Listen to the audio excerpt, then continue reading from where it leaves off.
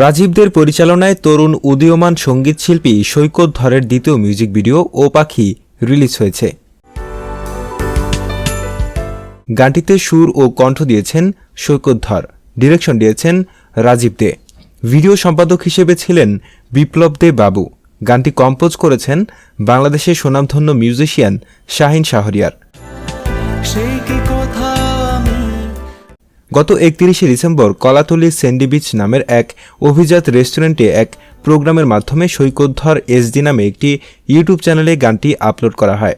এ সময় উপস্থিত ছিলেন কক্সবাজারের আরেক তরুণ উদীয়মান মডেল খালেদ হোসেন শুভ, ডিরেক্টর রাজীব দে, ভিডিওধারক ও এডিটর বিপ্লব দে বাবু, কলাতলী স্যান্ডি বিচের কর্ণধার আব্দুর রহমান এবং আরও অনেক কলাকৌশলী।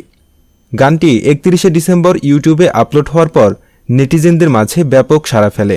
সৈকত আমার ছেলের মতো এবং তার শুরু থেকেই আমি তার সাথে আছি এবং আজকে যে তার নতুন একটি অ্যালবাম উদ্বোধন হচ্ছে এটা শুভকামনা রইল এবং আশা করি সকল দর্শকরা যারা স্যান্ডিতে আসেন এবং তার যে ফ্যান ফলোয়ার, আমাদের যারা ফ্যান ফলোয়ার আছেন সবাই তাকে একটু সহযোগিতা করবেন এবং তাকে লাইক শেয়ার দিবেন।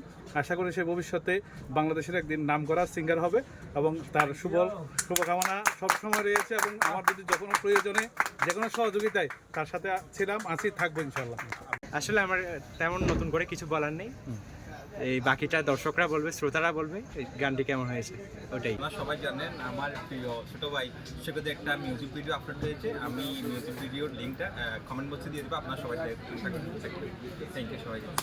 নিউজ ডেস্ক, রামু খবর 24।